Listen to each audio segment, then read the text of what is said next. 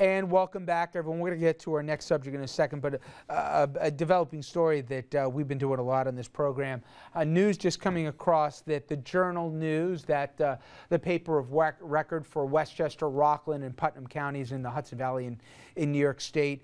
Many of you may not have heard of the paper before the last couple, really the last 3 or 4 weeks, and that's because they were the paper that produced and put on their front page, and then the database, of course, of all the gun owners in their readership area. Well, it created a firestorm. People on both sides of the debate saying they either made the right decision, and many people, I'd say the plurality, saying that they went too far. In fact, a lot of my conversation with Greg Ball, the state senator, last night dealt with this very subject, he probably being the most vocal critic of it. Well, a letter penned by the Journal News publisher Janet Hansen basically explains to their readers, and we're going to link this letter to our website so you can see the whole context, that they will be taking down the public database of permit holders that has the map with the addresses and those red dots that locates all the gun owners in the area. So apparently, because of the intense opposition, not apparently, that's why, they've decided to take it down. You can read their rationale for yourself. We'll have more in coming programs as to whether or not that decision the right one or not here. But for now, let's switch to politics. Now, the first inauguration of President Obama, that was obviously back in 09, excuse me, and his second inauguration is set for this coming Monday. In fact, we'll be bringing it to you live. And it tops our look ahead at the week to come. The president officially will be sworn in a private ceremony on Sunday. But the following day comes a traditional event at the Capitol. They're expected about 800,000 people or so in the National Mall. And by the way, that's a fraction of what there was 4 years ago. After that event, there will be the presidential parade up Pennsylvania Avenue to the White House. And Andrew, historically second terms, whatever the broad-based initiative for the president, for what he wants to hope to accomplish in those next and final 4 years, it tends to get sidetracked, whether it be a scandal or whether it be some international event not of his own planning. The agendas, certainly if you don't get to it in the first year or so, unlikely you're going to get to it. So he may lay out some big pictures here, but history's against him. There's a certain similarity to the State of the Union addresses when it comes to second inaugurals, which is, here are the things I'd like to do. Let's see how many of them we actually get to. Let's see how many of them we actually get done. It's going to be more a list of ideals. Now, you do have the opportunity for grandiose language or big think moving eloquence. We've seen that in a couple of second inaugurals, including from Roosevelt, let's do the big Lincoln. bullet points. What do you think he's going to hit on here? He's already tipped his hand to a few of them. Well, in terms of policy, yeah, I think he's going to push for immigration reform. I think he's going to push for gun control. I think he's going to continue to push for a balanced approach when it comes to spending and taxes. And I would expect to hear some element of that in calls for fairness throughout the whole thing when dealing with the tax code. It appears as though there's some help on the debt limit right now, so it doesn't look like we're going crisis to crisis to crisis on the fiscal side as we had been. In terms of the general themes, I actually expect that we're going to see him reverting back to the theme from his 2004 convention speech. He's been very big on the we're not a red America or a blue America, or we're the United States of America. I think the only thing we I didn't maybe see that in add the first is term, though. he may mention, and we'll see if he's serious about it, maybe something on carbon emissions, or trying to do something about global warming or something, and probably make Sandy an element of it. You have big expectations for Monday, Dom, or no? Well, it's definitely going to be toned down. I remember the very cold day when he took office in D.C. Yeah. Naturally, they're going to tone it down from that. I mean, it was the inauguration for America's first African-American president.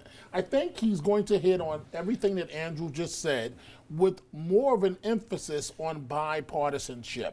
That's what matters in Washington And my now. friend, that segues exactly to the question I was going to ask Bill here, because the other big event, if you will, with far less publicity, but I would argue just as significant, is also going to be taking place really over the next 3 days, Andrew, and that's going to be the partner that the president's going to be working with when it comes to Washington. Yeah, and this event is actually already underway. GOPers gathering at a posh resort in Williamsburg, Virginia. The gathering already making headlines as we look at the very posh resort for some movement on the debt limit. Republican leaders agreeing to pass a 3-month extension when Congress reconvenes next week. But party leaders will still need to plot a direction on talks connected to the debt limit, as well as a desire to by some in the caucus to push for a government shutdown unless they get steep spending cuts. Other issues that Republicans have to figure out what they're going to do with obviously include gun control, immigration, filibuster reform, which we expect to hear from on Tuesday. Also, just how strenuously they want to oppose President Obama's second-term nominees. How far do they want to go on some of those nominees? Now, that compromise on the debt limit already marking a major difference from a Republican gathering during the previous Obama inauguration. On January 20th, 2009, 15 or so top Republicans, some shown here, met at a Washington steakhouse looking for a new approach after the '08 election. That dinner ended with a plan. Seriously, oppose everything the president proposes and hope the public sours on the president and/or his policies. And you could argue that this was that PBS special they went into. There was a report earlier last year, and then it was confirmed by Frontline, by PBS this week. But you can't argue with the logic of that strategy. It worked for Republicans, kind of, sort. particularly It didn't work this past November. Do you have a sense, Bill? Is there fatigue that, you know, for all that, what did it get them? And do you think Republicans will say, we're not going to run against this guy anyway, this is the last term, not to help him out, but to help us out? Maybe there'll be less confrontation, or no? There's a lot of discussion. There's a lot of consternation within the party. And I think, I mean, I'm not a big fan of how this president leads, how he runs his presidency, but he's proven to be effective in it.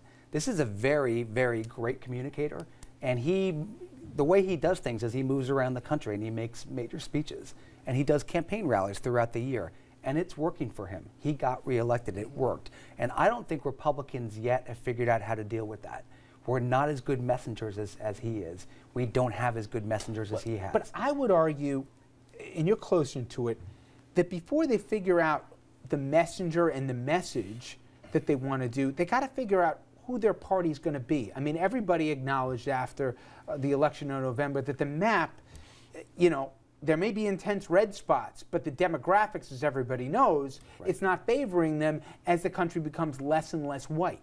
So to that end, does the party still have to come to grips that, you know, it's not that we picked the wrong guy at the top of the ticket here. We got to do something different, or else we're going to be, not the Whig Party, but you know what I mean. Yeah, that's one of the. So are they planning the next couple of years? Or are they really planning long term what the party is? Sure. I mean, that's one of the discussions going on, and particularly in the Hispanic market, is how to talk to Hispanics, which a lot of Republicans, including this one, believe would be natural Republicans, based on social conservatism, on the work ethic, on family ethic. But we've blown that. We have not done a good job with that. So that's certainly going to be part of the agenda.